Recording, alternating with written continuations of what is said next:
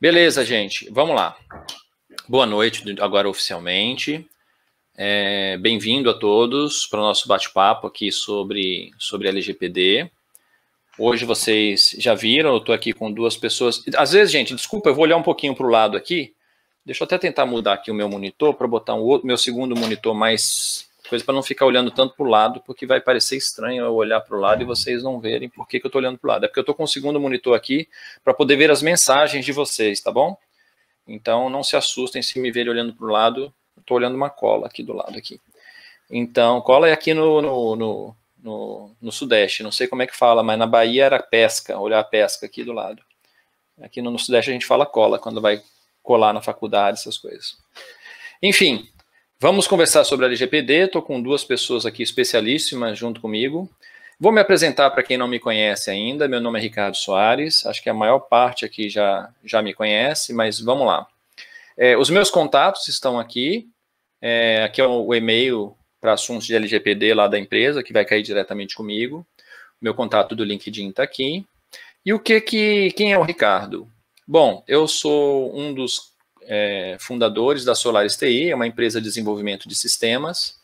Nós estamos no mercado desde 1999, fizeram...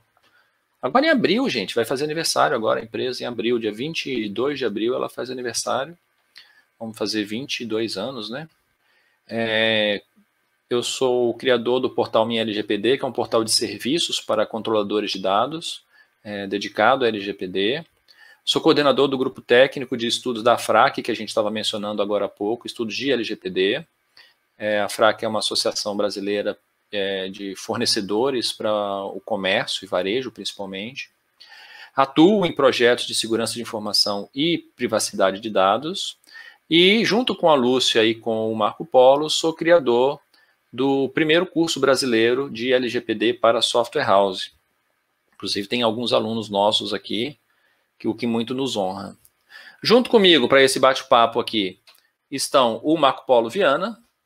Marco, por favor, se apresente você mesmo, que você conhece você melhor do que eu. Show de bola, pessoal. Boa noite. Então, eu sou o Marco Polo, sou responsável pelo site do Saque Fiscal, um serviço de suporte, né, no compliance fiscal e também no compliance de adequação, mais voltado para software houses, tá? A gente já está aí também completando aniversário em abril, aí, ó, quase irmão gêmeo aí. Agora, em abril, o Saque Fiscal completa 4 anos, formalmente, né, como suporte fiscal no mercado, e abraçamos a questão de privacidade de dados, especificamente nesse projeto que o Ricardo coordena de direcionamento para software house, que é o nosso público. Então, sejam bem-vindos aí, vamos gastar saliva hoje. Perfeito. E, além do Marco Polo, nós temos a Lúcia, a nossa advogada do grupo. Sempre tem que ter uma advogada para defender a gente das besteiras que a gente fala, né? Tem que ter, né? Tem que ter um advogado ali junto. Bom, boa noite, pessoal. Como o Ricardo falou, eu me chamo Lúcia Correia. Eu sou diretora do departamento jurídico da FRAC, né? Então, atuo aí com consultoria jurídica de documentos fiscais aplicados ao varejo. Então, presto consultoria jurídica para essas empresas associadas nesse sentido. Mas também, em paralelo a isso, atuo como departamento jurídico interno de uma empresa, né? Então, estamos vivendo na pele o momento de adaptação para a LGPD, porque somos controladores também, né? E aí o Ricardo vai falar muito sobre isso também. Então, somos controladores e estou passando o que muitos estão passando também.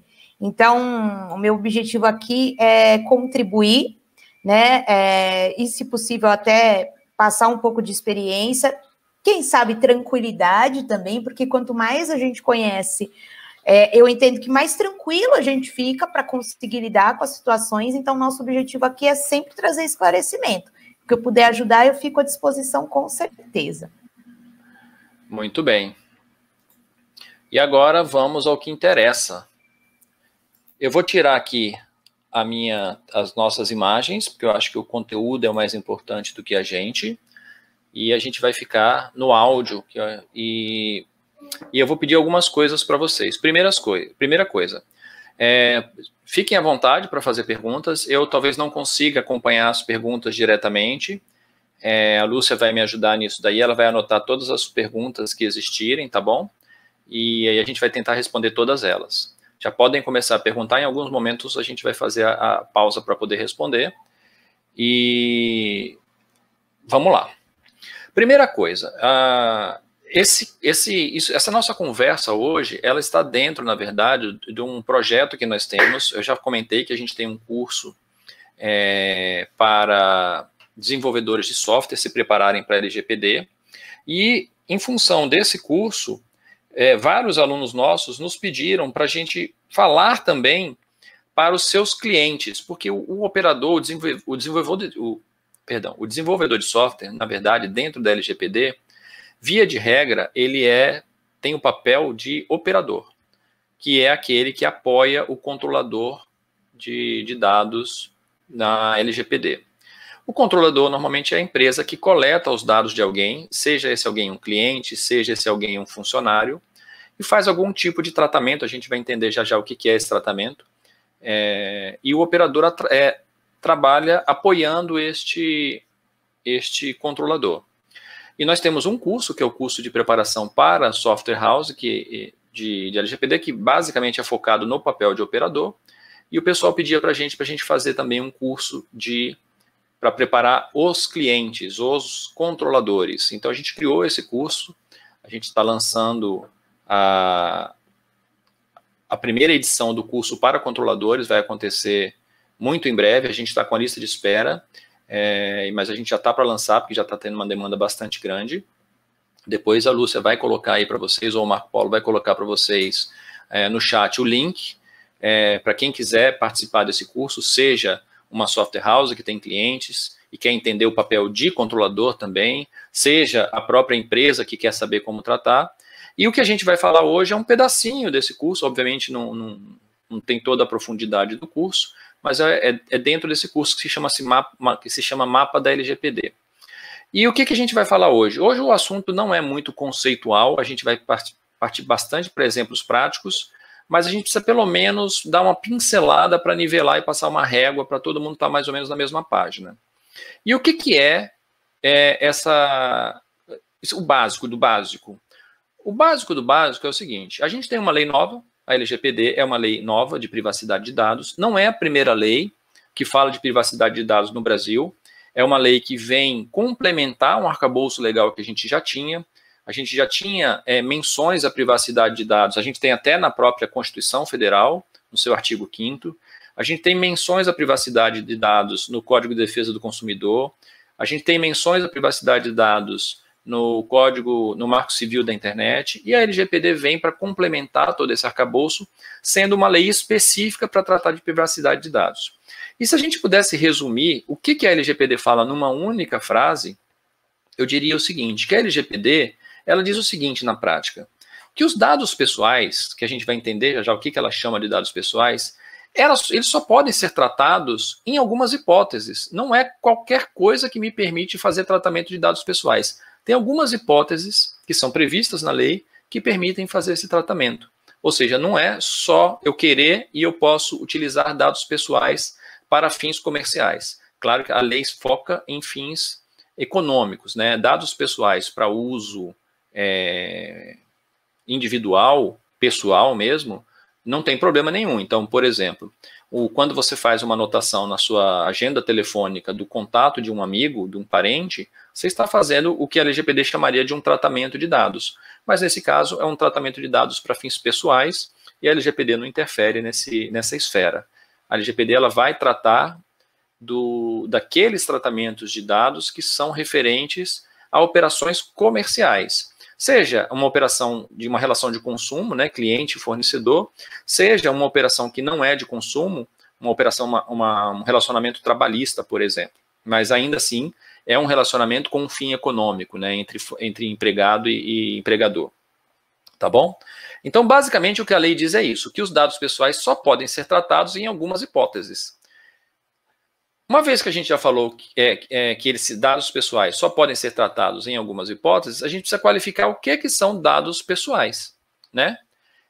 Os dados pessoais, basicamente, são quaisquer dados que se referem a uma pessoa. Falando muito rapidamente, é o seguinte, é um dado que se refere a uma pessoa viva, física, uma pessoa que exista, não uma pessoa hipotética, não um personagem, mas a uma pessoa real. E, então, se é um dado que se refere a ela, é um dado pessoal.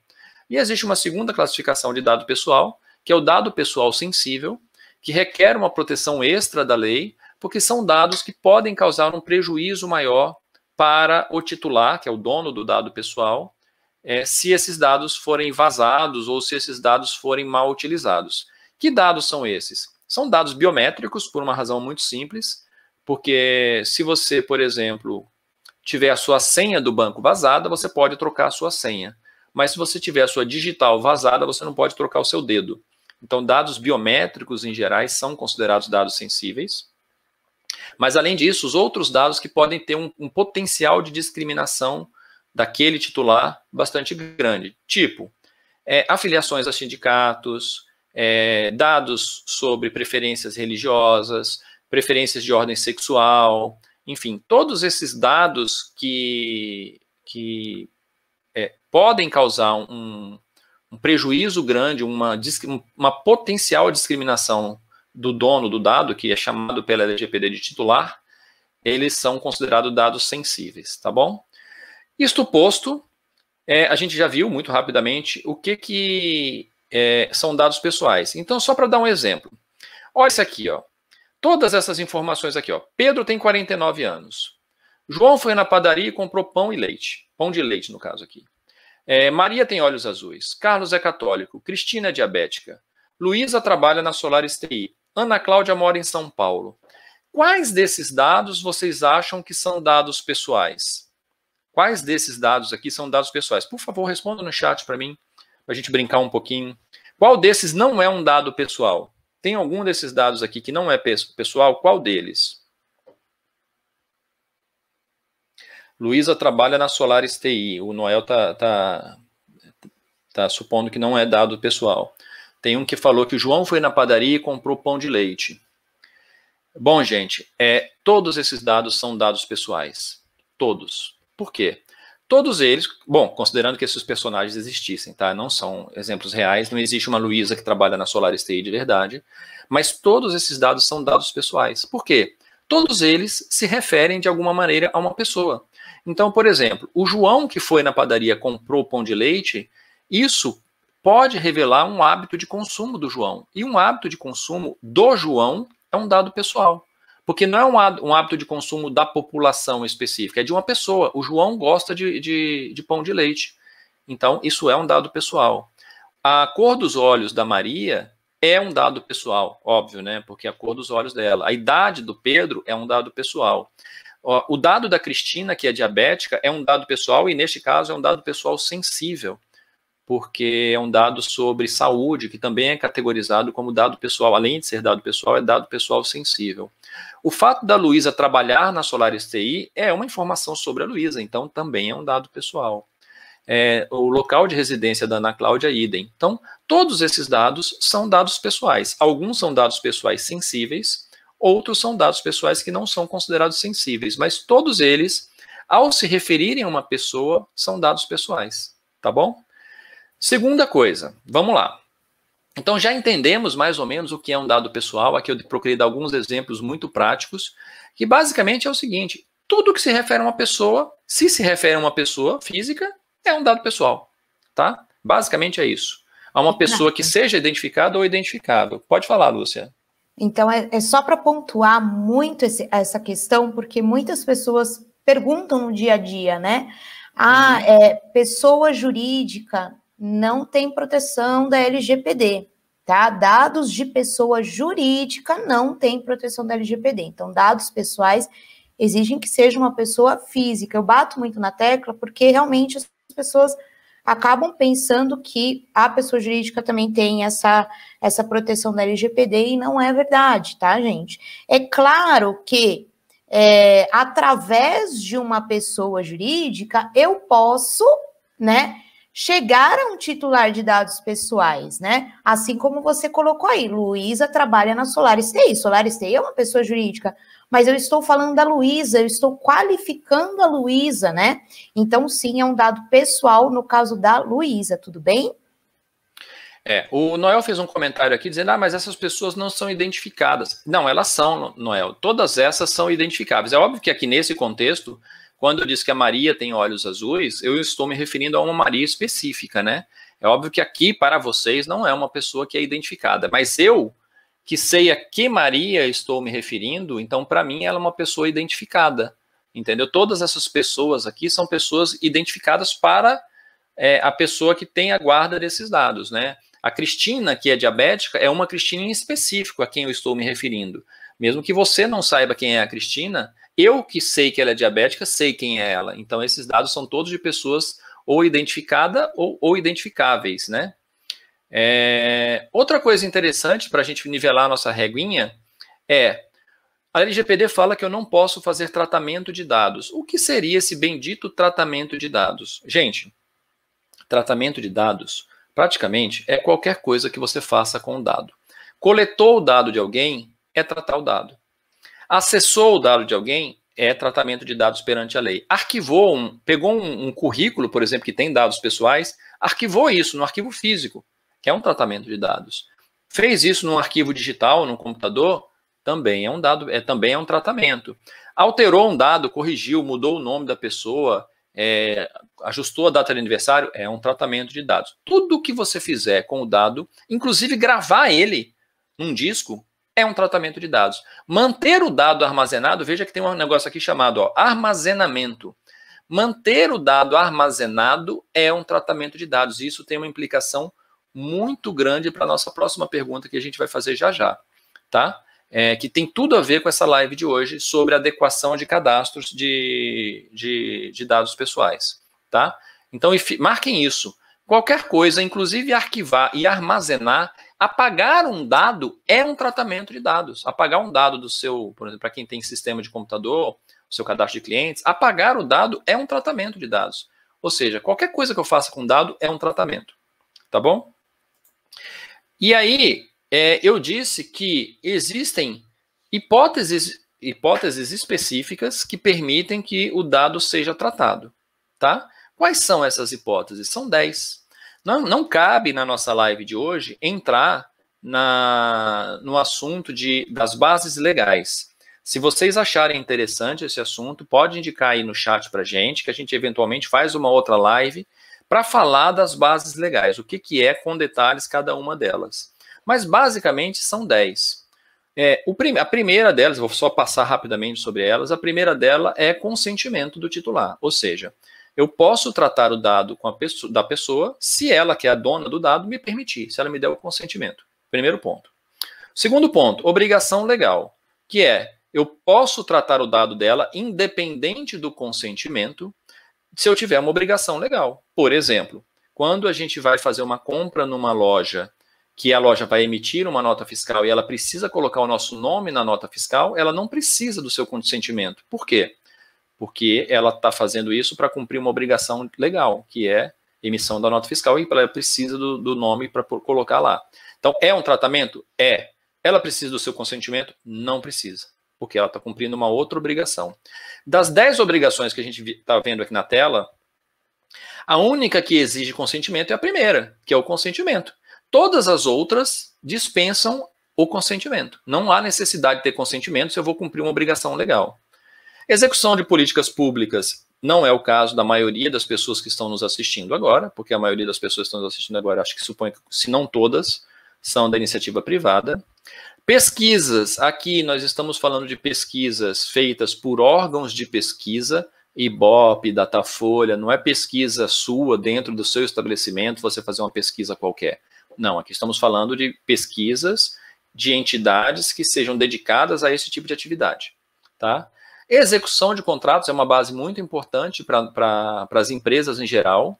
Por exemplo, execução de contrato você tem um contrato, seja com cliente, e você precisa cumprir esse contrato. E para cumprir esse contrato, você precisa processar dados pessoais. O contrato, ele nem precisa ser uma coisa formal. Ele pode até ser um contrato tácito, por assim dizer. Vou dar um exemplo. Quando vocês se inscreveram para essa live, vocês fizeram uma inscrição. Para vocês receberem as instruções de participação, vocês receberam um e-mail. Ou seja, para que eu avisasse vocês do link, do lembrete, tudo isso, eu precisava do e-mail de vocês, senão não tinha como avisar, vocês não tinham como receber isso. Então, eu poderia, nesse caso, então, o que eu fiz? Ao mandar um e-mail para vocês, é um tratamento? Porque eu para mandar o e-mail, eu tive que processar o endereço de e-mail de vocês. Eu tive que armazenar ele, eu tive que usar esse endereço de e-mail para poder mandar a mensagem. Logo, é um tratamento de dados pessoais. Que eu fiz baseado em qual dessas bases legais? Muito provavelmente, poderia dizer que foi por execução de contrato. Por quê? O contrato, nesse caso, foi o acordo que nós fizemos, onde eu forneceria o conteúdo e vocês participariam dele. Então, isso pode ser classificado como uma execução de contrato. Vou dar um outro exemplo mais prático. Por exemplo, uma loja que vai entregar mercadorias para o seu cliente. Ela precisa saber o endereço. Como é que ela vai entregar a mercadoria se ela não souber o endereço? E o endereço do titular é um dado pessoal? Porque é o endereço do titular, não é o endereço de um ninguém. Não é o endereço da empresa, é o endereço de onde ele mora, por exemplo. Então, é um dado pessoal. Mas a empresa não tem como entregar a mercadoria que ele comprou se ela não souber esse endereço. Então, ela precisa pedir consentimento, nesse caso, para usar o endereço dele? Claro que não, porque senão ela não consegue fazer valer o contrato, que é interesse do próprio titular receber a mercadoria que ele comprou. Exercício de direitos aqui na área jurídica, não vou entrar muito no detalhe. Proteção à vida, às vezes é necessário processar dados pessoais quando eu tenho que proteger a vida daquela pessoa. Então, vou dar um exemplo. Acontece um acidente de trânsito, a pessoa está inconsciente, aí a empresa que vai fazer o resgate ali, enfim, chega ali uma ambulância e precisa avisar os parentes dela, precisa fazer algum contato, alguma coisa. Não vou poder pegar a carteira dela e pegar os dados dela de telefone, de nome, porque é um dado pessoal. Não, você está ali protegendo a vida dela, então dá para usar, num caso como esse, essa base de dados. Tutela da saúde é mais para quem trabalha na área médica, né, dos profissionais de saúde. Legítimo interesse é uma base interessante. O que é legítimo interesse? É interessante, mas é bem subjetiva.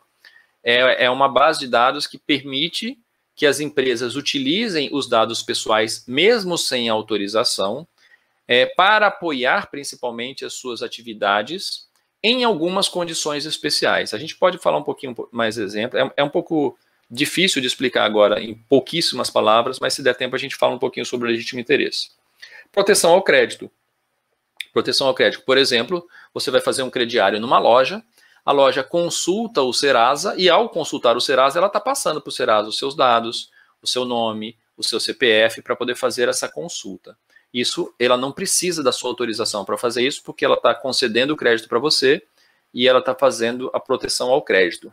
Então, essas são as 10, vamos dizer assim, hipóteses onde você pode fazer o tratamento de dados dos seus clientes, pensando em clientes, ou das pessoas com quem a sua empresa se relaciona de uma forma geral. Todo mundo está me escutando bem? Está tranquilo? Som, Lúcia? Perfeito, Ricardo. Eu queria só acrescentar assim, sobre exercício de direito, só um exemplo. Acho que eu tô... Exercícios de direitos é em processo, pessoal. Então, se precisar processar alguém, você vai precisar do dado dessa pessoa, né? Consequentemente, é só para ficar um exemplo bem mais claro, assim, nessa questão.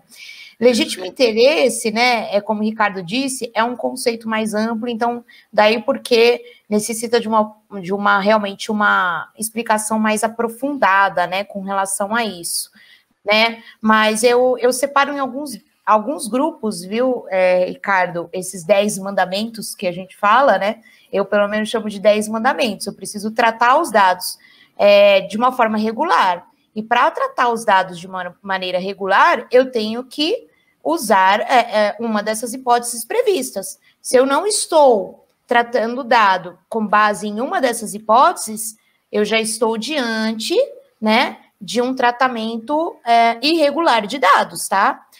Tutela da saúde, por exemplo, seria no sentido, aí eu vi que o Augusto aqui perguntou, eu já aproveito aqui e já falo aqui rapidinho, tá? Perfeito. Mas tutela da saúde, de repente, assim, vamos pensar numa situação em que o titular de dados, deixa eu abrir aqui, em que o titular de dados, ele tem algum risco à vida e que você precisa utilizar aqueles dados, de repente, para fazer algum tratamento de saúde nesse sentido, nesse sentido, para preservar tratamento a médico saúde. mesmo, né? Quando o médico vai te atender, que ele pega o seu histórico médico, o seu histórico de saúde, tudo aquilo lá são informações, além de serem informações pessoais, são informações sensíveis, porque tratam de dados de saúde que são classificados como dados sensíveis.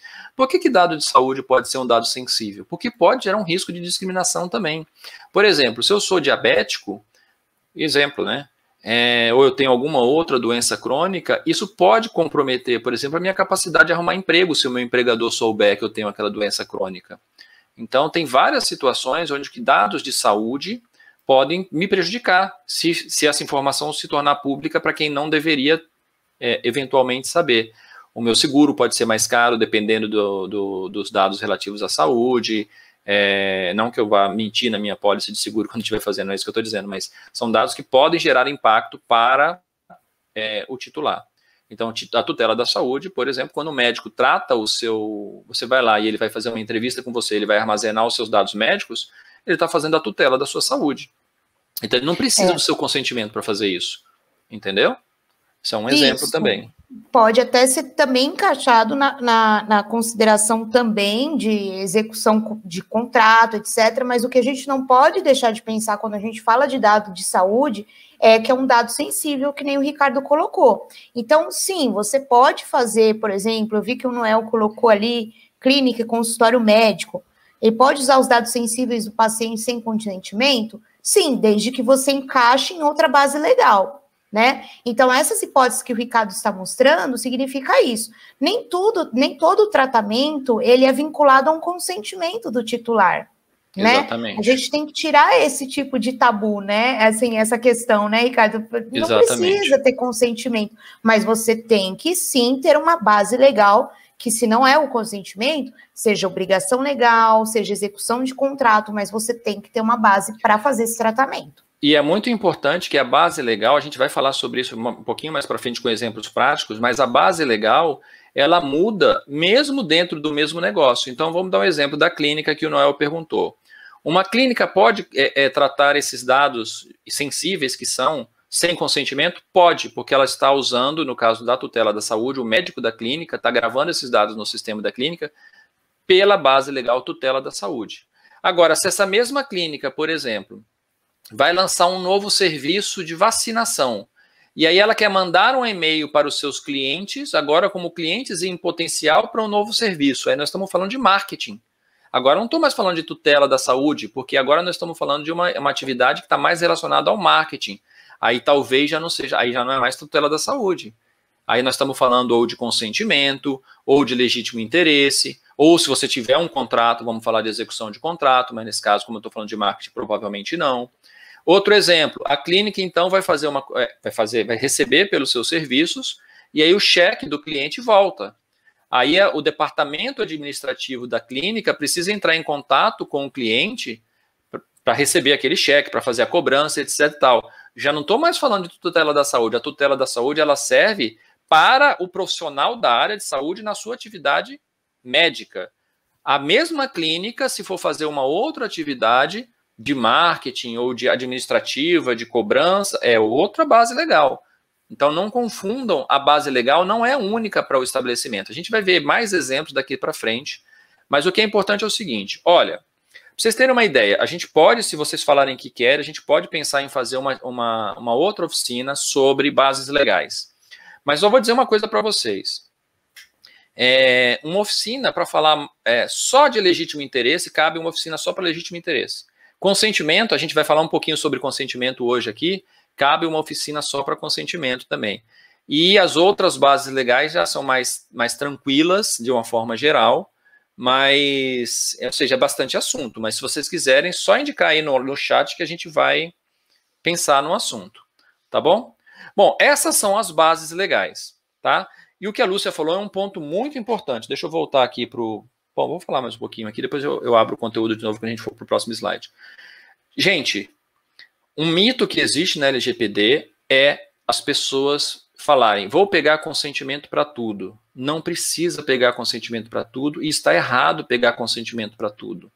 Você se coloca, na verdade, numa situação de desvantagem e eu diria de risco se você pegar consentimento para tudo.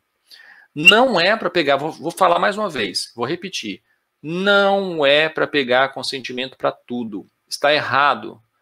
Até lembrei de uma pessoa que eu gosto muito, o professor Matheus Passos, que ele, nas aulas dele, ele é muito enfático, às vezes ele fala, tá errado. Então, esse é um caso que eu lembrei dele quando eu falei, tá errado. Por quê? O que acontece com o consentimento, gente? O consentimento é uma coisa que a gente vai falar bastante de consentimento lá na frente, mas o consentimento ele pode ser dado e ele pode ser removido. Então, imagina que você baseia todos os seus tratamentos de dados no consentimento. Por exemplo, um consentimento para fazer hipótese. Você está dizendo para o titular que você vai entregar a mercadoria na casa dele porque ele consentiu. Então, significa que se ele retirar o consentimento, você não vai mais entregar a mercadoria? Não pode, você não pode não entregar a mercadoria, porque você tem que cumprir o contrato.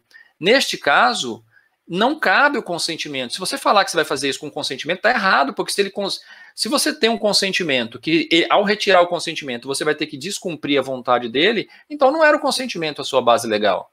Então, pegar o consentimento nesse caso, além de ser trabalhoso, é errado, porque não vai te adiantar nada.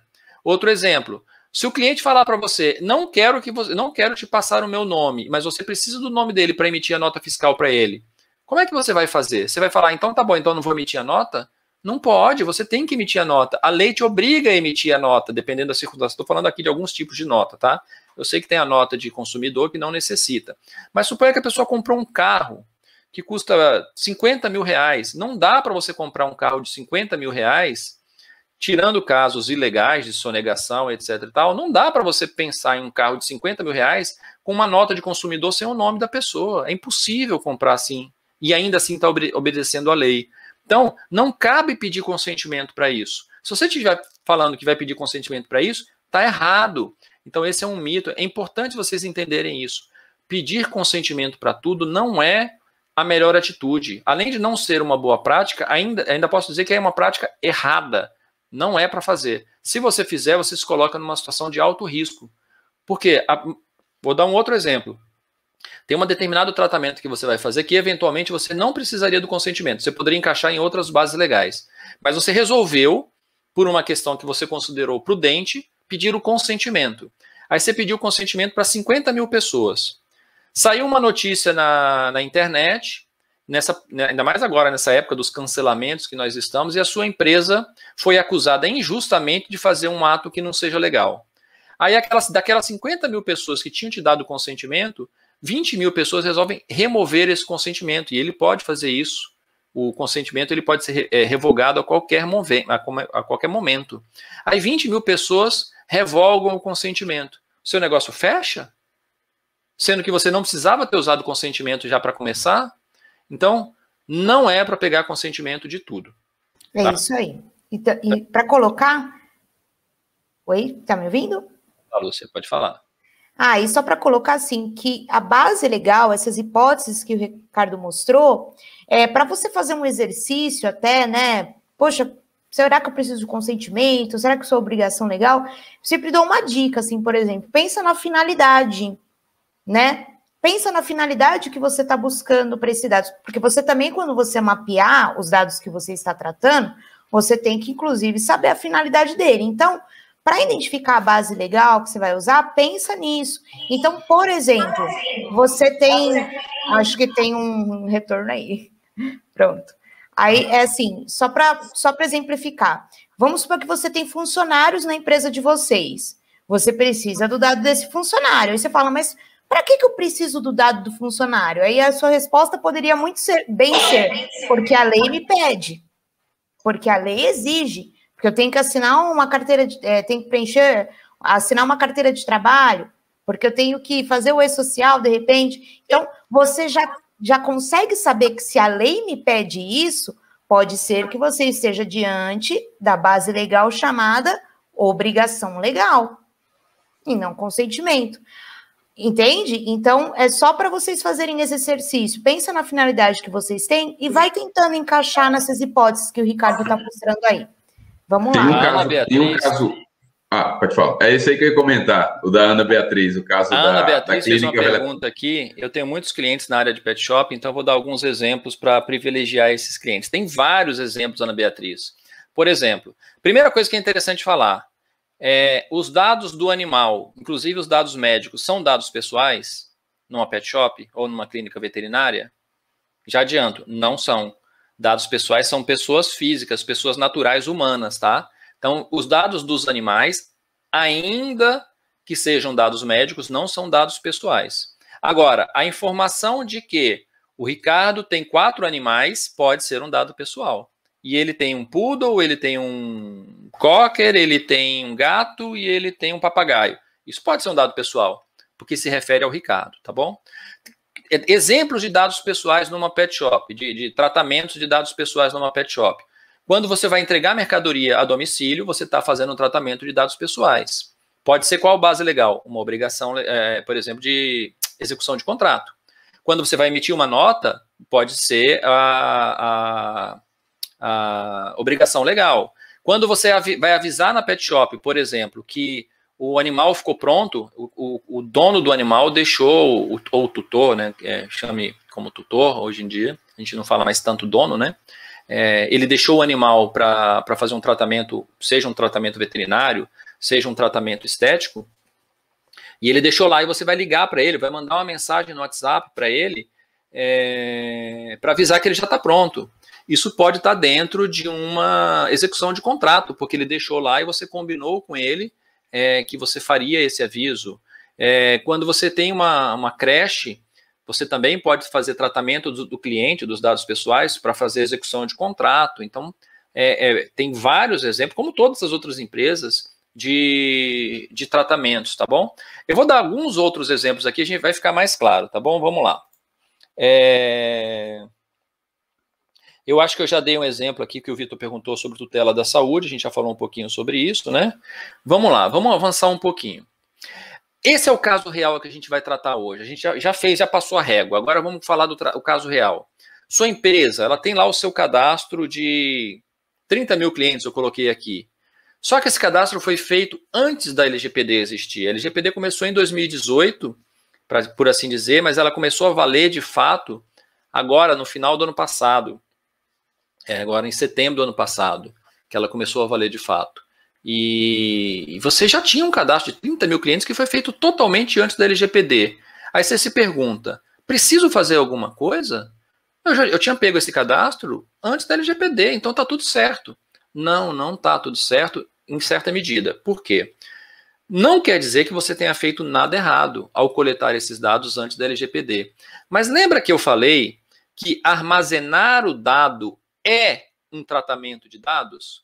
Então agora, esses 30 mil clientes, agora pós LGPD, você está armazenando esses dados, mesmo que você não use. O fato de você ter 30 mil clientes no seu cadastro significa que você está tratando dados, supondo que esses 30 mil sejam de pessoas físicas, tá? Você está tratando o dado de 30 mil pessoas. O fato de você ter ele guardado lá, mesmo que você nunca abra a ficha dele, é um tratamento de dados. Então, mesmo que antes da LGPD isso não existisse, a partir desse momento, até para você manter esses dados no seu cadastro, você vai ter que encaixar uma base legal para isso. Você vai ter que ter um motivo daqueles 10 motivos para manter esse dado. Esse é o ponto que vocês têm que entender. Então, existe um trabalho de adequação para ser feito. Não tem problema você ter feito esse cadastro antes, mas agora você tem um trabalho de adequação que você vai ter que revisitar esses cadastros para ver se você tem um daqueles 10 motivos. Basta um daqueles 10 motivos para manter esse cadastro na sua base. Se você não encontrar um dos 10 motivos, significa que você tem um cadastro lá de uma pessoa física que não deveria estar lá. Então, neste caso, é um tratamento de dados ilícito e, portanto, você deveria se preocupar em corrigir esse tratamento. tá bom? E como que você faz isso? Como que você trata isso? A primeira pergunta foi o que eu acabei de falar. Os dados que eu coletei antes da lei necessitam de adequação? Ah, mas a minha coleta aconteceu antes da lei. Ok, a coleta não estava coberta pelo LGPD porque não existia. Só que a partir de agora, o tratamento, que é o armazenamento do dado, esse sim está coberto pela LGPD e ele agora está acontecendo depois da lei. Então você precisa de algum tipo de adequação, sim. Que tipo de adequação é essa? Como é que você faz essa adequação? O que você precisa fazer? Bom, a primeira coisa, a gente vai dar exemplos mais práticos daqui para frente, tá? Daqui para frente a gente entra em muitos exemplos práticos.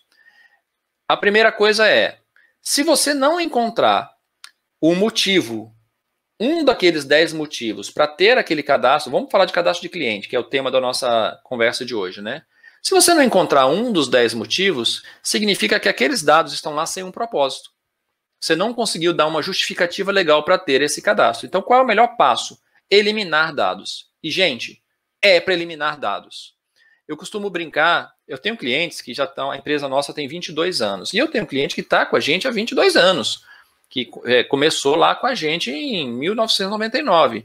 Essas pessoas, muitas vezes, têm cadastros de clientes que a última vez que compraram na loja foi em 2002, 2003, 2007, 2008.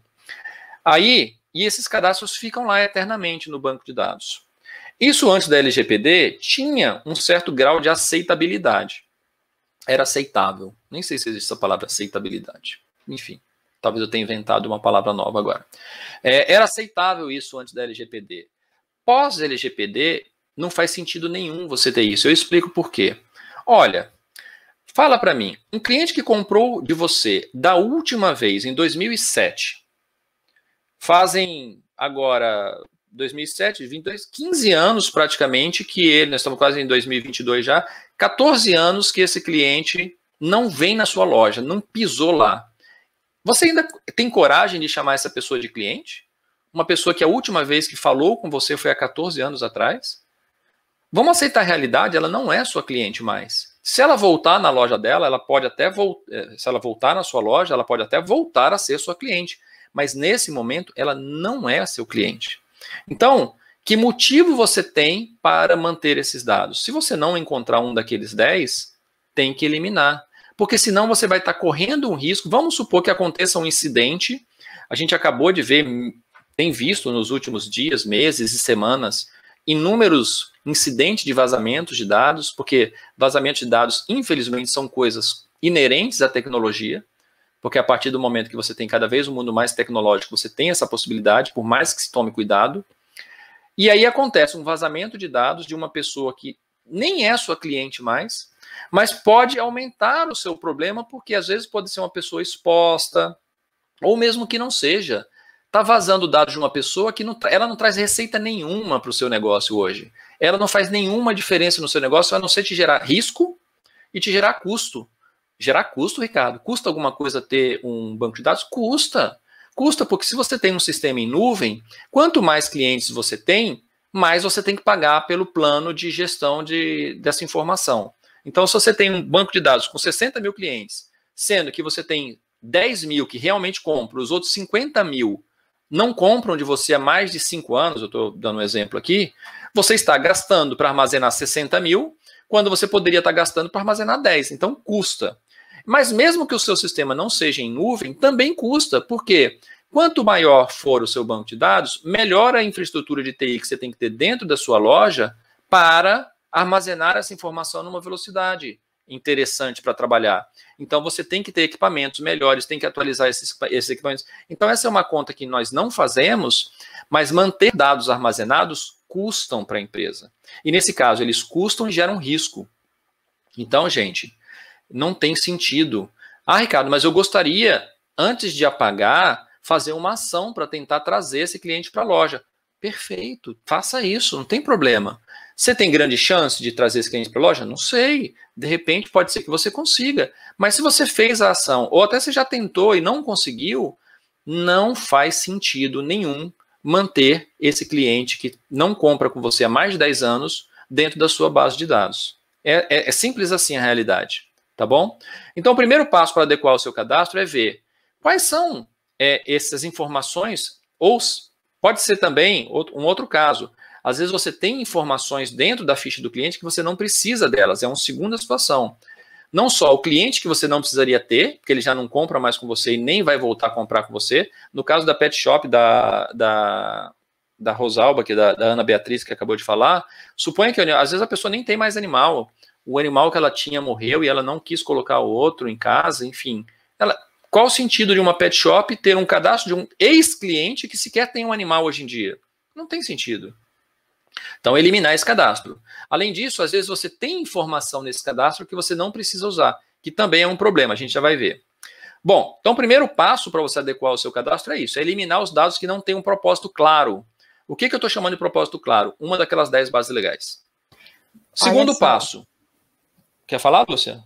Não, é que só nessa parte de eliminar dados sem propósito, até foi colocado aqui pelo Danilo, e casa um pouco com, pode responder aqui uma pergunta do Emerson, é a respeito da anonimização, né? Então, Sim. Também uma alternativa a se perseguir, tá? Uhum. A possibilidade de você anonimizar esse dado. Vai ter que conversar com o profissional de TI, é um processo, né? Eu acho que o Marco pode falar também, tem que ter um cuidado com isso, né, Marco?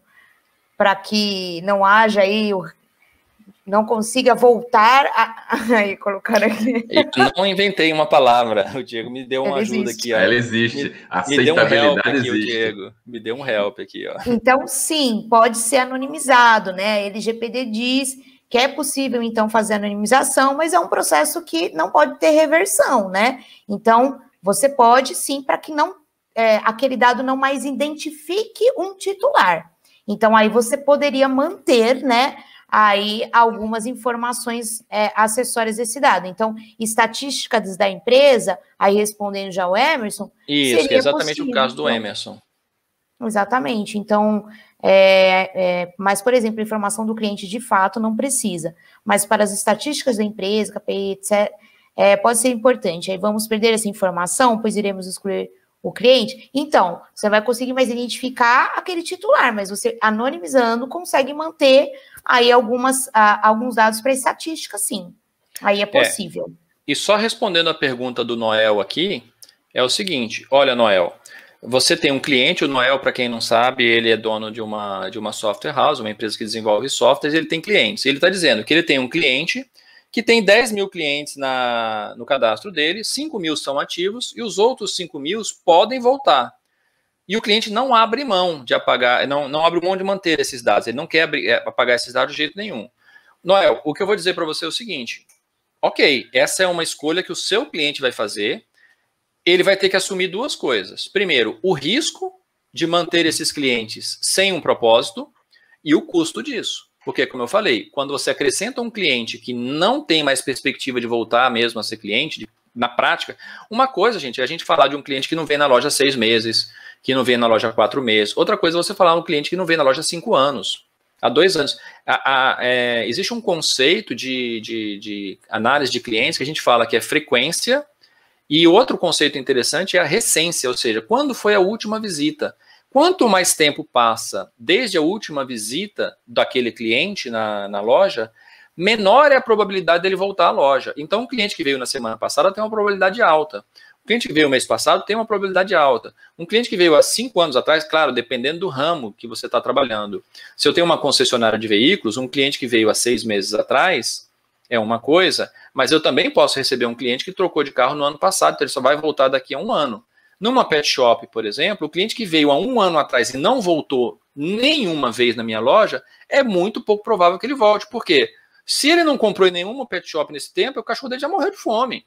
Entendeu? Então, um cliente de uma pet shop que não voltou no último ano, provavelmente já está se abastecendo, supondo que ele ainda tem um animal, ele está se abastecendo em outro negócio. Então, quando o cliente escolhe, quando o cliente ou você mesmo escolhe não apagar esses dados, você tem que assumir o custo e o risco.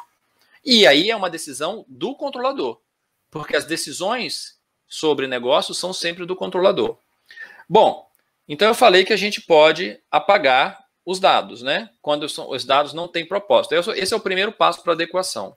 O segundo passo e eu vou ter que acelerar um pouquinho, senão a gente não termina de falar o que eu queria falar para vocês hoje. O segundo passo é, quando for necessário, veja que tem um grifo aqui onde for necessário, obter consentimentos. Então, a gente pode obter consentimentos quando for necessário e onde for necessário. Só onde for necessário. E aí sim, pegar os dados que não têm um amparo legal, que é consequência. Aqui eu falei de propósito e aqui eu estou falando de amparo legal mesmo. A gente vai ficar mais prático quando a gente mostrar os exemplos. Como é que eu posso fazer isso, Ricardo? Na prática, como é que eu faço isso dentro da minha empresa? Bom, existem algumas formas de fazer.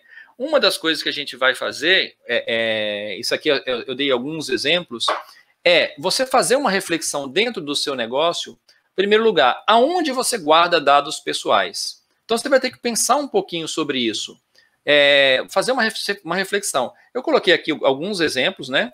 Onde eu coloquei, por exemplo, ó, o nome dos meus clientes. Aonde eu guardo o nome dos meus clientes? Então, por exemplo, pode estar no seu sistema de loja. Ele pode estar na agenda telefônica dos seus vendedores ou mesmo na sua agenda telefônica. Certamente ele está nas notas fiscais. Ele pode estar na cópia dos pedidos do cliente, ou seja, o nome de uma pessoa aparece em um monte de lugares. O CPF, mesma coisa, você vai fazer um mapeamento primeiro para você entender aonde você guarda dados pessoais. Você precisa saber tudo isso. Inclusive aquelas locais que não são digitais. Por exemplo, uma cópia de um pedido em papel. Ou aqui também está marcado, agenda em papel. Se você tem esses dados, você também precisa fazer esse mapeamento. Então, a primeira coisa que você pode fazer é um brainstorm dentro da sua empresa para mostrar quais informações você guarda e onde essas informações normalmente estão. Isso é uma coisa legal de se fazer, porque você já começa a ter uma noção do que você tem e aonde. Então, por quê? Porque depois nós vamos usar essa informação lá na frente, esse mapeamento vai ser interessante. Então, o primeiro ponto é saber aonde você guarda. E é importante você saber que todos os lugares da empresa onde tenha dados pessoais, seja um mural de avisos. Sim, gente, às vezes você coloca dados pessoais no mural de avisos. Quando você coloca lá, por exemplo, um calendário de férias no mural de avisos da empresa, você está dando dados pessoais, está colocando o nome da pessoa e a data das férias dela. É um dado pessoal? É. Então, o caso do mural, deixa eu chamar a atenção para um caso que a gente vê muito e não dá importância. Na entrada do estabelecimento, aquela foto e o nome completo do funcionário do mês. É uma meritocracia da empresa, é um ato, né, de nobreza, de reconhecimento, mas você tem uma foto, um nome completo de uma pessoa natural física exposta na entrada da empresa, na porta da rua.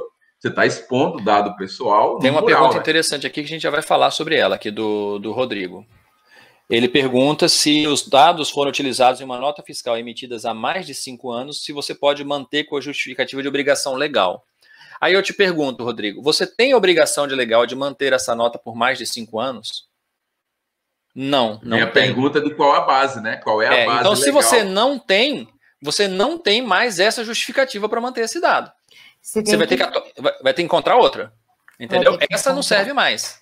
Por quê? Porque a sua obrigação, na verdade, não são 5, é 5 mais 1, né? É o corrente, né? Então, eu sempre falo o seguinte, né? Você pode sustentar essa guarda, esse armazenamento, a princípio, com 2 bases, na minha visão. Com uma base de obrigação legal, sim, porque existe a necessidade de guarda do documento fiscal, né? Até previsto a questão até de 5 anos no CTN, mas também, como nós vimos, a base de exercício de direitos, exercício regular de direitos, que a gente fala, né? Para se resguardar de processo. Então, existe. Agora, mas indefinido. Né? E outra coisa, e aí muda a base legal, já não é mais a base legal. Caso você queira, por exemplo, utilizar uma outra base legal, você vai ter que rever. Tá bom? Deixa eu voltar aqui para a apresentação para ficar maior para vocês verem.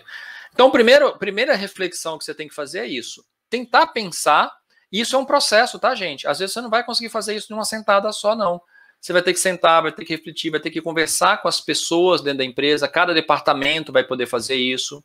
Segunda coisa que você pode fazer para mapear esses dados é para que você usa esses dados. A gente já disse aonde a gente guarda, agora para que eu uso os dados na prática? Vou dar um exemplo. Aqui eu fiz alguns exemplos só também, você vai fazer o nome da pessoa. Para que eu uso o nome das pessoas? Bom, eu uso para identificar o cliente na venda. Quando o cliente entra lá, porque eu vou digitar eu vou selecionar o cliente que está comprando aquilo de mim. Eu não pesquiso pelo nome dela. Então, uma das utilidades do nome é identificação do cliente na venda. Isso é um motivo pelo qual eu estou pegando esse dado. Eu estou utilizando o nome da pessoa quando eu emito uma nota fiscal. É por que eu estou coletando aquele nome? Porque eu preciso emitir uma nota fiscal.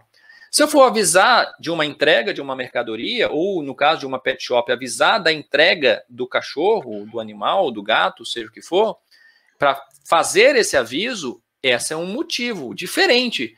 Olha, uma coisa é usar o nome para avisar a entrega, outra coisa é usar o nome para emitir notas fiscais. São coisas totalmente distintas, embora eu use o mesmo dado, o nome da pessoa.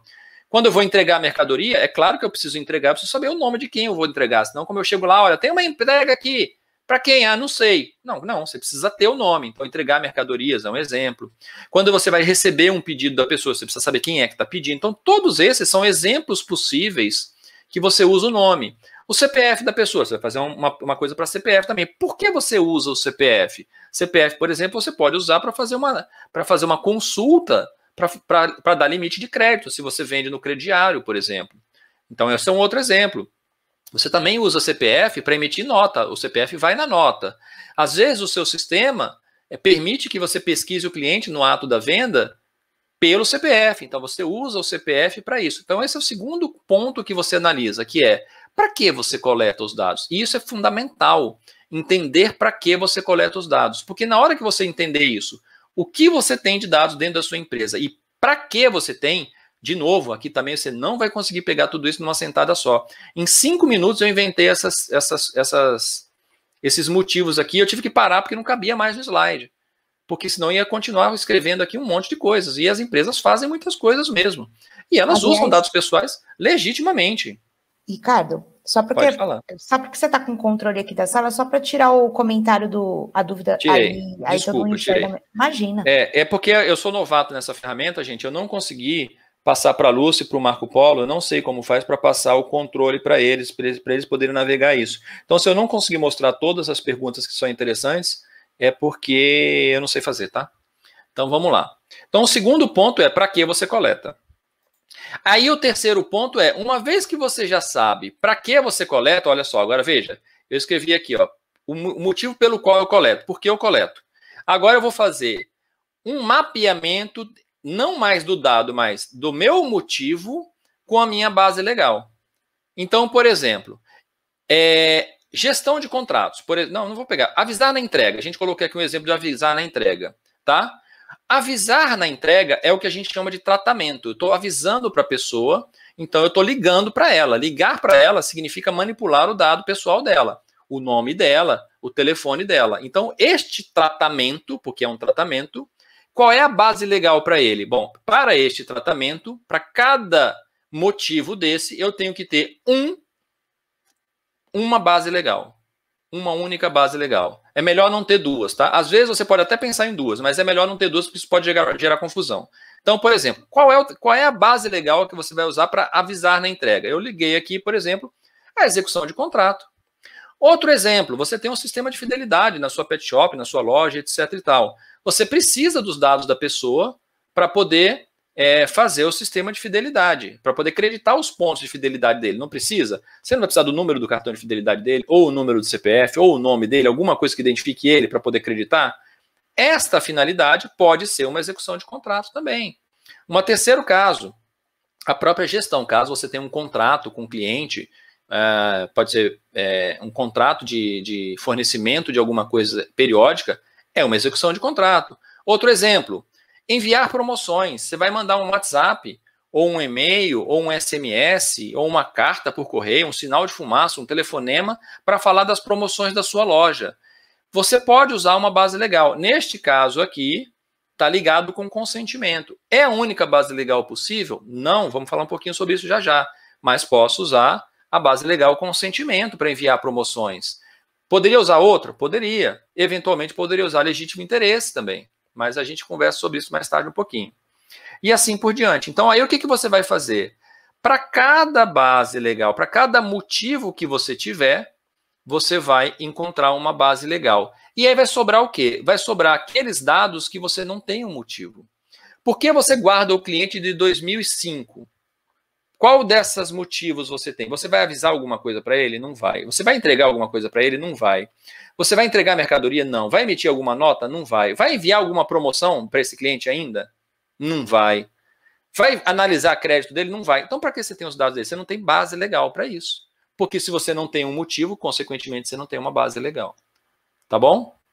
E aí você vai pensar, tá bom, então eu decidi que eu vou fazer determinadas coisas, fiz os meus mapeamentos, encontrei os motivos, eliminei os meus dados. Aí tem o passo que eu mostrei aqui atrás, que é obter os consentimentos. E aí entra um negócio interessante para a gente encerrar, e agora com exemplos mais práticos ainda, encerrar a nossa live de hoje, mas tem bastante exemplo que a gente vai dar ainda antes de encerrar, que é, como eu posso obter esse consentimento? Que consentimento é um consentimento válido? O que um consentimento precisa ter para ser um consentimento válido? Que essa é a pergunta que vale alguns milhões de reais. Como obter o consentimento? A obtenção do consentimento ela tem 3 requisitos. O consentimento na LGPD, ele tem que ter 3 características. 3. Não basta ter 2, não basta ter 1, tem que ter as 3. O consentimento ele é definido como uma manifestação que seja livre, informada e inequívoca, pela qual o titular, que é o dono do dado, concorda com aquele tratamento de dados, para uma finalidade determinada. Ou seja, você, primeiro, não pode pegar um consentimento indeterminado. Fulano, me autoriza a pegar os seus dados? Para quê? Não, só para eu ter aqui. Você me autoriza a ter seus dados? Para quê? Para nada? Não, não existe. Esse consentimento não é um consentimento válido, porque ele não tem uma finalidade determinada. Começa por aí. Então não adianta, mesmo que o cliente queira te dar esse consentimento perante a lei, ele não tem sentido de ser, então ele é inválido. Então não adianta você se esforçar para obter uma coisa que não vale nada, que não vai servir para nada. A segunda coisa é, ele tem que ser livre, informado e inequívoco. Cada uma dessas palavras tem um motivo de existir. Quais são? O que é um consentimento livre? Consentimento livre é aquele consentimento em que o titular tem a opção de recusar. Quando o titular não tem a opção de recusar, não é livre. Ele, por definição, não é livre. Vou dar um exemplo de um consentimento livre. Suponha que eu queira criar um evento como o evento de hoje.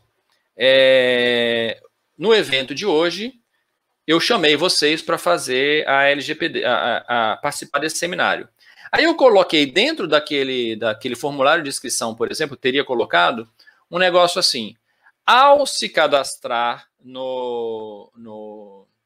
nesse seminário gratuito, você automaticamente, isso existe muito, tá?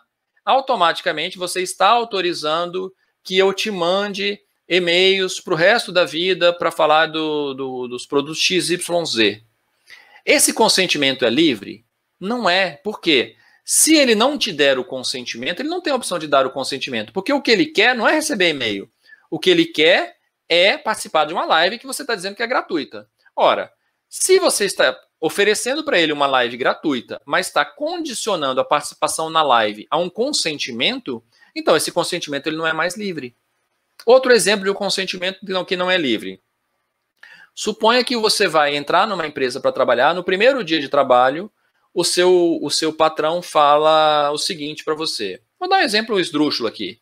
Olha, Ricardo, é o seguinte, a gente aqui na empresa tem uma prática que a gente costuma colocar todas as pessoas daqui da nossa lista para receber as correspondências dos nossos parceiros comerciais. Você acabou de ser contratado, então a gente vai colocar você nessa lista para você receber essas comunicações. Você aceita? Aí eu pergunto para vocês, no primeiro dia de trabalho, você acabou de receber, você estava desempregado 2 anos, você tem condições de não aceitar uma oferta do seu patrão desse tipo? Não tem. Então esse consentimento ele não é livre, você não tem opção de não aceitar. Então isso é o que é um consentimento livre. Segunda coisa, segunda característica de um consentimento. Consentimento ele tem que ser livre e tem que ser informado. O que é um consentimento informado? É um consentimento onde você explica claramente para aquela pessoa que está consentindo para que aquele dado dela vai ser usado. Em que situação você vai usar, para que você vai usar. Quanto tempo você vai manter? Ou seja, explica para ele, o dado é dele, é como se eu estivesse pegando uma coisa emprestada de alguém. O dado é da pessoa, então ela tem que saber para que você vai usar aquele dado. Se você vai usar para mandar e-mail, ok, pede o consentimento, mas você tem que explicar que você vai mandar e-mail. E para que você vai mandar e-mail? Que tipo de e-mail você vai mandar? Isso é um exemplo. A gente vai ver exemplos práticos já já. Então, informado é isso. Um consentimento informado é aquele consentimento que a pessoa que está consentindo sabe o que você está informando. Que nem, vou dar um exemplo. Hoje a minha esposa chegou em casa, ela tinha ido na farmácia comprar um negócio, e ela foi obrigada, de certa forma, a dar o consentimento para poder fazer uma compra na farmácia. Aí ela perguntou, mas para que você está pedindo o meu e-mail? E a atendente não soube explicar para ela por que ela estava sendo obrigada a dar os dados. Então, esse consentimento que ela foi obrigada a dar, primeiro, ele não era livre, porque ela não tinha opção, ela não conseguia comprar se ela não desse consentimento. Então, já está errado. E segundo, ele não era informado, porque nem a atendente sabia explicar para ela por que estava pegando aqueles dados. Então, isso é um consentimento informado. A gente vai ver exemplos práticos. Inequívoco. O que é um consentimento inequívoco? Um consentimento inequívoco é aquele que o titular ele toma uma ação que manifesta a vontade dele, ou seja, ele teve que se mover em alguma direção para que aquela coisa funcionasse. Ou seja, eu vou dar um exemplo do que não é um consentimento inequívoco já já. Então, o consentimento ele tem que passar nesses 3 filtros.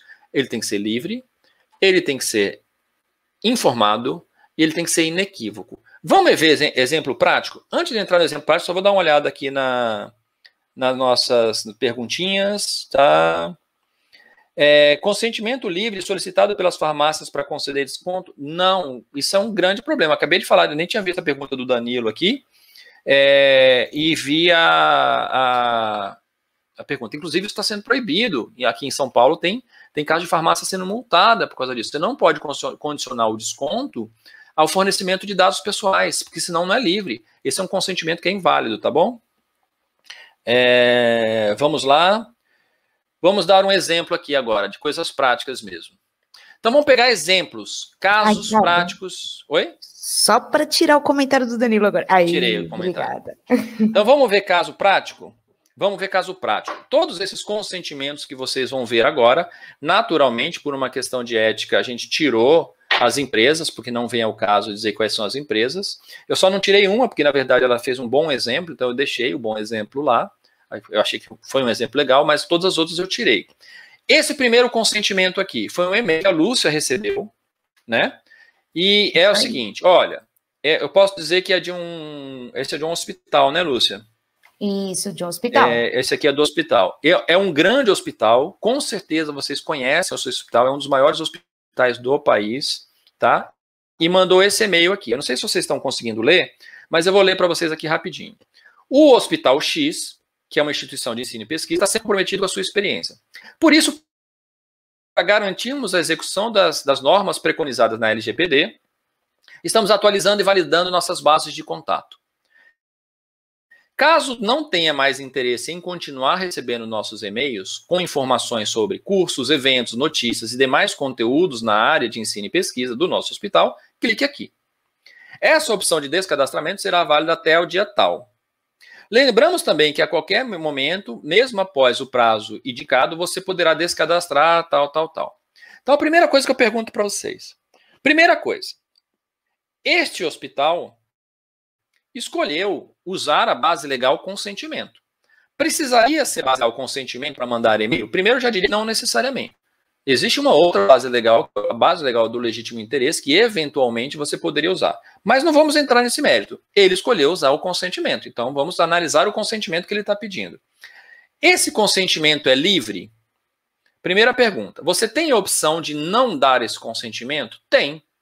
Você pode, se você não quiser, você pode clicar aqui e não dar o seu consentimento, ou seja, remover o seu consentimento. Então, posso dizer que é um consentimento livre. Certo? Ele é informado? Ele é informado? Ele é informado. Aqui ele está dizendo para que você está dando a sua autorização. É para receber e-mails, aqui ó, e-mails com informações sobre cursos, eventos e notícias e demais conteúdos de ensino e pesquisa. Então, é um consentimento informado. Poderia ser melhor, mas é um consentimento informado. Mas ele é inequívoco? Não é inequívoco. Por quê? E se eu não clicar? Se eu não clicar, eu não tomei ação nenhuma. E se eu não tiver recebido esse e-mail? Então, automaticamente, se eu não recebi esse e-mail, eu não cliquei. Se eu não cliquei, eu não tomei uma ação positiva para dar o consentimento. Aqui é o consentimento que a gente chama de opt-out, quando na verdade deveria ser um opt-in. Você deveria optar por entrar na lista dele, e não para sair da lista dele. Quer dizer, se você não fizer nada, então você vai continuar na lista dele. Esse é um consentimento totalmente incorreto do ponto de vista da LGPD, porque ele está te dando uma opção não para você entrar, mas uma opção para você sair. E se você não fizer nada, você vai estar dando consentimento por omissão. Não existe consentimento por omissão. Então, como que eu poderia melhorar um pouco esse mesmo texto? Olha, eu poderia melhorar esse mesmo texto da seguinte forma. Vamos dar um exemplo aqui. Eu peguei o mesmo consentimento, tá vendo? O mesmo texto. Só que assim, ó, onde estava escrito, caso não tenha mais interesse, eu coloco, caso tenha interesse em continuar recebendo nossos e-mails, clique aqui. Então, primeiro, você agora tem um consentimento que é inequívoco, porque se a pessoa leu e resolveu clicar, ela tomou uma ação de entrar na sua lista. Então, neste caso, ela está tomando uma ação inequívoca. Essa opção de cadastramento será válida até o dia tal, não de descadastramento. E lembramos que a qualquer momento você poderá se descadastrar tal. Veja, foi uma pequena mudança no texto. Eu tirei 2 palavras aqui e eu inverti completamente a lógica desse consentimento. Já deu uma melhorada. Tá perfeito? Aí é uma outra discussão. Tem outras coisas que dá para melhorar? É uma outra discussão. Daria para melhorar outras coisas também. Mas vocês perceberam essa diferença? Onde aqui, se você não fizer nada, você entra na lista de e-mails dele. Aqui, se você não fizer nada, você não entra na lista de e-mails dele. Então, aqui é um consentimento que é inequívoco. Ok? Outro exemplo. Caso 2. Segundo exemplo. Aqui, olha, essa aqui é uma empresa, eu não me lembro que empresa que é, essa aqui acho que fui eu que recebi. Olha, queremos transferir o seu contato. Ah, essa aqui é de uma grande empresa de tecnologia. É uma grande empresa de tecnologia, quem recebeu esse fui eu, caso real também. Estamos nos ajustando à LGPD. Olha que legal, a empresa está fazendo a parte dela, se ajustando à LGPD. E queremos contar com você. Se você ainda não autorizou os nossos envios de e-mails, mas quer continuar recebendo nossas dicas, informações sobre o mercado, ofertas especiais e conteúdo sobre a tecnologia da informação, clique no botão abaixo para autorizar. Aí você clica aqui, quero continuar recebendo e-mails da empresa X. Aí eu te pergunto, esse consentimento é livre? É livre. Se você não quiser, você não clica. Então você tem a opção de não clicar e você não vai receber. Ele é informado? Aí é que é o problema. Olha o que ele está falando aqui. Quero transferir o seu contato. Para quem? Para quem que ele vai transferir os meus contatos? Que história é essa de transferir os meus contatos? Para onde serão mandados esses dados? Não está faltando uma informação fundamental aqui? Quero transferir o seu contato para quem? Não faz sentido isso para mim. Ricardo, então, oi. Pode falar, é interessante só colocar essa parte do consentimento, quando você vai compartilhar esse dado com outras empresas, o consentimento tem que ter um destaque ser específico para isso. Mas exatamente. É o que você falou, ele não está sendo informado, né? Então, isso tira aí um dos requisitos do próprio consentimento. Então, esse consentimento aqui, ele pode ser tornado inválido numa análise porque ele não é suficientemente informado. Ele é inequívoco? Ele é inequívoco. Se eu clicar aqui, é uma ação que eu estou tomando. Então, só está faltando o que aqui? Explicar melhor para o titular. Você está pedindo um consentimento para ele, você tem que explicar para ele. Depois eu vou mostrar um para vocês que vocês vão ver, tá bom? Um outro exemplo. Exemplo 3. E agora estamos chegando no fim já para eu liberar vocês. Esse é um outro exemplo, que é o seguinte. Esse consentimento aqui. Olha só, é uma outra empresa. Esse que me mandou foi o Marco, tá? Dizendo o seguinte, olha, tem um checkbox aqui, que você vai marcar, dizendo, de acordo com a lei 12.965/2014, que é o Marco Civil da Internet, e a lei 13.709/2018, que é a LGPD, que regulam o uso da internet e o tratamento de dados pessoais no Brasil, autorizam a empresa X a enviar notificações por e-mail ou outros meios e concordo com a sua política de privacidade e termos de uso. Qual o problema desse consentimento? Ele é livre? Eu poderia dizer que ele é livre. Por quê? Porque eu tenho um checkbox aqui para marcar e eu posso não marcar. E se eu não marcar, eu não estou concordando com ele. Então eu tenho essa opção. Ele é livre. A não ser que ele esteja condicionando alguma coisa a isso, me parece que é um consentimento livre. Ele é informado? Aqui é um problema. Deixa eu voltar aqui. Ele é informado? Veja, primeiro, enviar notificações por e-mail ou outros meios. Que outros meios? Ele vai mandar SMS, ele vai mandar WhatsApp, ele vai ligar para a minha casa às 10 horas da noite, ele vai ligar para o meu telefone pessoal. Que outros meios são esses? Não está suficientemente claro que outros meios são esses, tá bom? Notificações por e-mail. Que notificações são essas? É promoção? É aviso? Que tipo de notificação é essa? Não sei que tipo de notificação é essa. Terceiro, ele vai compartilhar esses dados com alguém, coisa que a gente viu no coisa passado? Não está dizendo aqui se ele vai compartilhar ou não. E assim por diante. Então, ele não é suficientemente informado. Outra coisa, aqui, mas Ricardo, você tem aqui, ó, de acordo com a sua política de privacidade e os termos de uso. Não tem um link? Tem. Mas isso não é considerado uma boa prática. Por quê? A lei, a gente sabe que ninguém clica na política de privacidade antes de fazer consentimento. Então, esse tipo de consentimento é um consentimento que não é uma boa prática de obtenção de consentimento, porque todo mundo sabe que na prática ninguém vai atrás de um consentimento desse de ler essa política de privacidade. Então eu tenho que dizer aqui, já na hora de obter o consentimento, isso sim é uma boa prática, para que eu vou usar aqueles dados. É claro que ter um link para a política de privacidade, onde a pessoa pode obter mais detalhes, é ótimo. Mas só isso não é suficientemente informado, na minha opinião. Ele é inequívoco? É inequívoco esse consentimento. Então esse é um exemplo de um consentimento que falha aqui no critério de informação. Agora temos um bom exemplo, esse aqui eu mantive a empresa, tá? E aqui um exemplo legal, que é o seguinte, ó. Olha só esse caso aqui, ó. Oi, Ricardo. Para nós, compartilhar aprendizado e conteúdos de valor, tal, é muito importante, blá, blá, blá, blá, blá. Uma das formas de fazermos isso é através da nossa newsletter. Ela é fruto de uma cuidadosa curadoria dos nossos conteúdos e traz quinzenalmente os highlights do período. Você gostaria de receber esses conteúdos?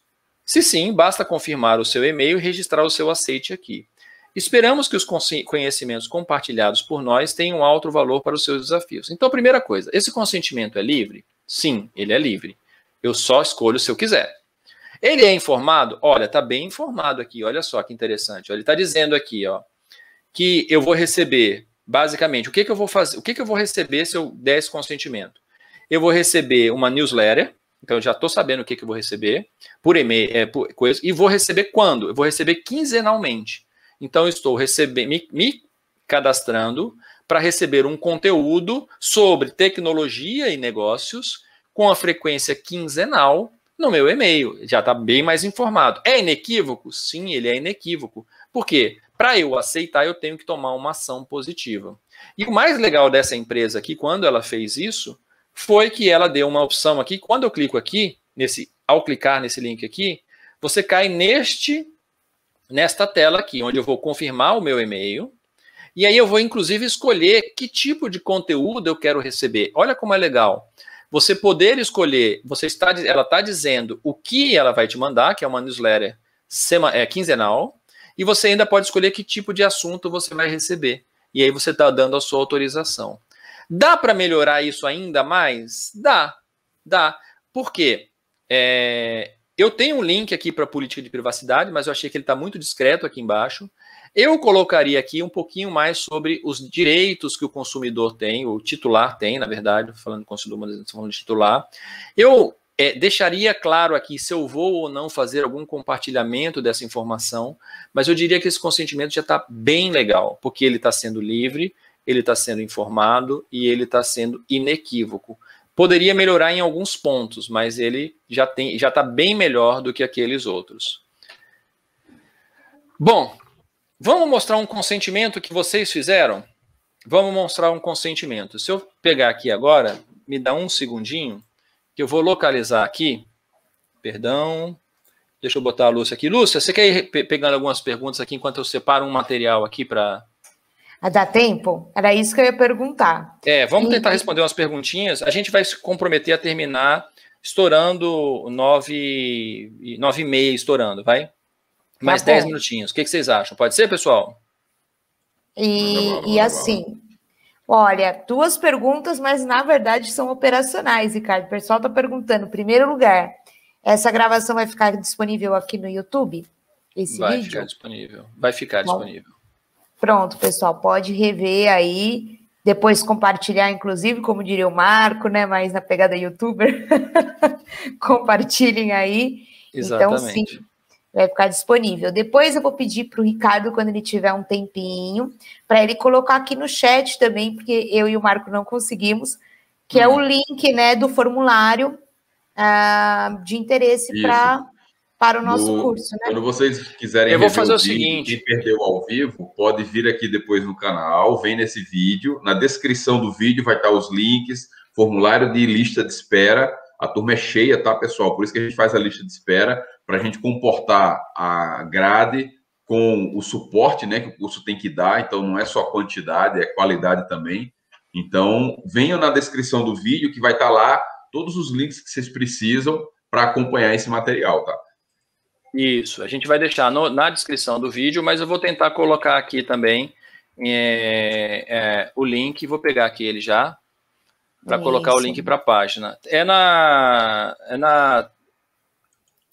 é que é o nome do site, Marco? Dá uma cola para mim. Do mapa. LGPD.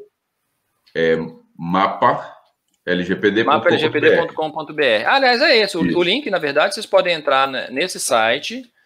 E aqui, ó, vou colocar aqui o link do site, que é mapalgpd.com.br, que é o nome do curso que a gente tem. E lá, tô colocando já o link aqui, tá bom? E lá tem um botãozinho, quero me inscrever no mapa, que vai te levar para o formulário. Eu vou copiar esse link também, se vocês quiserem cortar caminho. Eu já vou copiar esse link também, já vou deixar aqui na lista, vou fazer já isso. E depois vou mostrar o exemplo de um consentimento que eu considero um consentimento super simples, mas interessante. Deixa eu pegar aqui, já vou copiar aqui o link. Então aqui, por exemplo, eu tenho o link. Eu vou deixar isso depois na... Eu peguei o link comprido aqui, eu não peguei ele encurtado não, mas ele vai funcionar, tá? Que é o link para a fila de espera dessa turma que a gente está fechando. Muito bem. Agora eu queria mostrar para vocês, vou compartilhar minha tela novamente, e vou mostrar para vocês reverem o link da nossa inscrição. Vocês não fizeram uma inscrição para esse curso aqui? Então eu vou pegar aqui o link dessa inscrição que vocês fizeram. Porque vocês deram, de certa forma, um consentimento lá, que a gente chama de aviso de privacidade. Deixa eu abrir ele aqui. Deixa eu ver se eu consigo mostrar aqui. Não, peguei o link errado, Ricardo. Não era esse, eu queria o link da inscrição, da Simpla lá. Se você reparar nesse link que eu vou achar aqui agora achei. O que tem nesse aviso de privacidade? Um aviso de privacidade, que é uma coisa bem simples de ser escrita, na verdade, é você dizer para o seu titular, eu vou compartilhar minha tela de novo aqui, vou mostrar para vocês. Dá um Ctrl V aqui. Eu vou compartilhar a tela. Cadê, Ricardo? Gente, eu me perdi aqui nas minhas janelas aqui. Ricardo, olha.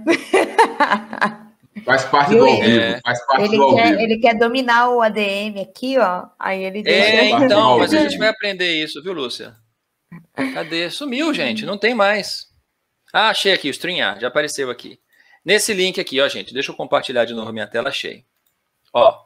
Olha esse negócio aqui que eu vou mostrar agora. Share screen de novo. Tá mostrando aí? Vocês estão vendo a minha tela novamente aí? Sim, sim. Uma página, né? Pequeno, se você puder... Eu vou aumentar agora. Beleza. Então, olha só. Boa. Olha o aviso de privacidade que eu estou colocando aqui, ó. Isso aqui não é exatamente um consentimento, mas é um aviso que é interessante, ó. Quando você se inscreveu nesse link aqui, que aliás é um negócio interessante, naquele link que eu acabei de passar para vocês do consentimento do formulário de inscrição, ali tem um consentimento. E lá a gente fala, é até interessante olhar ele mesmo. Eu mandei o link para vocês aí. Se vocês abrirem aqui, eu vou até pegar esse aqui, ó, esse link aqui, que é o do mapa minha LGPD, vou mostrar para vocês que é melhor do que esse exemplo que eu ia mostrar. Mapa LGPD. Isso aqui saiu do script, tá, gente? Por isso que eu me baguncei aqui, porque isso aqui não estava no script. Eu só mostrei um monte de consentimento ruim, agora eu quero mostrar um consentimento bom, que eu considero um consentimento bom, não porque fui eu que fiz, mas porque ele é simples. Olha aqui, ó. Esse é o formulário que vocês vão ter que preencher se vocês quiserem participar da turma. Então, você tem alguns nomes aqui, ó, alguns dados. O seu nome, seu e-mail, seu telefone, o seu telefone, né? A sua área de atuação, e você tem aqui, portanto, dados pessoais. Ora, se você tem dados pessoais, nós estamos fazendo um tratamento de dados? Estamos. Ok. Se é um tratamento de dados, então olha só. Vamos ler o que eu escrevi aqui. Dá para ler aí? Tá bastante legível? Tá tranquilo. Tá então, olha só. Desejo ser contactado pela Solaris TI ou pela SAC Fiscal e receber informações sobre o lançamento do curso de LGPD para controladores. Então, primeiro eu já estou dizendo aqui quem é que está pegando os dados e com quem esses dados vão ser compartilhados. Daqui a pouco vamos ver lá. Estou ciente que os meus dados serão compartilhados entre as duas empresas, Solaris TI e SAC Fiscal, que deverão utilizá-los apenas para o propósito aqui especificado. Ou seja, eu estou dizendo que a gente vai utilizar esse formulário aqui única e exclusivamente para este propósito. Para revogar esse consentimento a qualquer momento, você pode ir para LGPD, tal. Seus dados vão ser mantidos no nosso cadastro para esta finalidade até a data de início do curso ou até que você solicite a exclusão. Maiores detalhes sobre a nossa política de privacidade podem ser encontrados no nosso portal. Então, veja, eu estou dizendo, para que eu estou pegando os dados? Para avisá-los de um curso quando ele for acontecer. Eu estou dizendo com quem eu estou compartilhando os dados. É entre a Solaris TI e a SAC Fiscal. Eu estou dizendo por quanto tempo esses dados vão ser mantidos na nossa base de dados. Vai ser até que o curso inicie ou que você peça para os seus dados saírem. E eu estou te dando mais informações, estou te dando um caminho para você remover o consentimento se você quiser. Estou falando que é só mandar um e-mail para a Solaris TI. Estou te dando um link para a nossa política de privacidade atualizada. Se você quiser ter mais detalhes, você pode clicar aqui. Então, esse é um consentimento onde eu procurei deixar a pessoa que está consentindo o mais informada possível sobre o que vai ser feito com os dados dela. Vocês percebem que a intenção aqui é tratar o titular com transparência? Eu estou dizendo tudo que eu vou fazer com os dados dela, eu estou pegando esses dados com um propósito e com um horizonte de tempo. Eu tenho uma finalidade específica, um horizonte de tempo específico, e eu disse com quem eu estou compartilhando esses dados. Então, quem vai me conceder esses dados, esse acesso, sabe o que vai ser feito com os dados dela. E é claro que eu tenho que cumprir o combinado. É claro que eu não posso usar isso depois. Ah, Ricardo, mas você poderia utilizar esses dados em outro motivo baseado neste consentimento? Não. Eu poderia usar em outras situações os dados de vocês.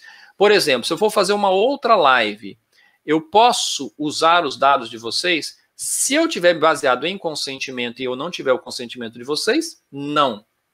Mas eu posso utilizar, por exemplo, numa outra base legal que é o legítimo interesse. E aí tem as questões que eu não vou entrar no detalhe agora. Gente, conseguiram pegar um pouco da ideia do que é um consentimento válido, do que é um consentimento que precisa ser melhorado? Os três pilares de um consentimento válido: o consentimento livre, o consentimento informado e o consentimento inequívoco? Volta aqui para a gente. Volta aqui para a gente. Basicamente, eu tinha mais um slide aqui, mas como eu falei muito hoje, eu vou parar por aqui. Acho que eu tinha mais 1 ou 2 slides aqui. Vou deixar só o obrigado na verbal mesmo. E é isso, gente. Basicamente era isso que eu tinha para mostrar para vocês. Isso é o que as empresas vão ter que fazer de uma forma geral para se adequarem à LGPD. É rever os seus dados, é fazer essa análise crítica de para que você tem esses dados, eliminar o que você não precisa, trabalhar uma obtenção de consentimento onde for necessário obter esse consentimento, escrever um consentimento bem escrito, porque também não adianta um consentimento mal escrito, E basicamente é isso. Temos alguma pergunta que tenha ficado para trás aí que a gente possa responder, Lúcia? Olha, teve algumas perguntinhas, mas eu acredito, assim, não sei se vai dar tempo, mas assim, o pessoal tá dando feedbacks aqui muito positivos. O Nigre, desculpa se eu errei seu nome, onde eu vejo o conteúdo do curso e como vamos aplicar, né? Como vamos aplicar quem desenvolvedor? Eu acho que é o curso sobre LGPD para software houses, que aí a gente vai montar a turma ainda, né? Nigre, a gente vai montar uma nova turma, a gente tem uma lista de espera, a gente está terminando uma turma agora e vai montar uma nova turma, a gente tem uma lista de espera, os nossos contatos estão... põe aí os nossos contatos. Na descrição do vídeo a gente vai deixar também. E a gente vai mandar um e-mail para vocês também, agradecendo a presença, e eu coloco essas informações extras para vocês também, fiquem tranquilos. Então, tudo isso que a gente falou agora, eu vou mandar algumas informações extras para vocês.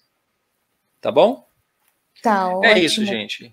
Queria agradecer a presença de vocês, agradecer Falamos pra caramba, eu não queria ter falado 1h30, mas é aquela história, né? A gente começa, a Lúcia já sabe, né? Ah, Ricardo, você não quer falar? Você adora falar?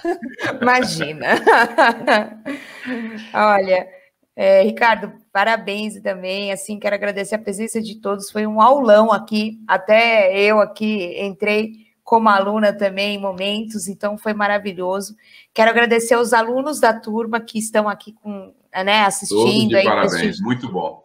Muito obrigada, pessoal, com certeza, mas falando ali no grupo de alunos também, quero agradecer aí Danilo, que eu estou vendo aqui, e também a equipe da FRAC, que também estava aqui assistindo, eu vi, então, né?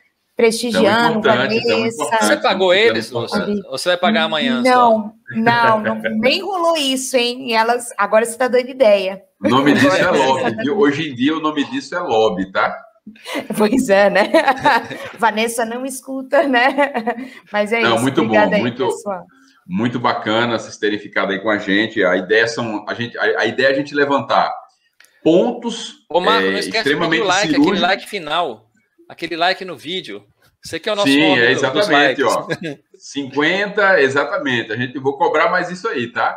Mas assim, pessoal, obrigadão mesmo por vocês acompanharem a gente. A gente vai ficar mantendo vivo entre uma turma e outra os temas que a gente aborda, não só por questão do treinamento, mas para trazer o tema para a comunidade, principalmente controladores e operadores, para ir desmistificando com o nosso jeito, com o nosso modo, né, essa mensagem para o pessoal. Olha, LGPD não é esse bicho-papão, né? Tem muita gente falando de LGPD hoje em dia, né? Muito conteúdo por aí. Isso também traz um pouco de confusão. Isso pode, para quem está perdido, qualquer caminho serve. Então, a nossa ideia é a gente segmentar, a gente nichar o que a gente está atendendo o pessoal e trazer essa informação do nosso jeitinho ali. Olha, pessoal, dá para entender dessa forma, e entre uma turma e outra a gente vai estar fazendo lives, trazendo pontos aqui para debater com vocês, para esclarecer mesmo o tema. Muito obrigado pela participação de coração. É isso aí, gente. Um grande abraço a todos. Um abraço, pessoal.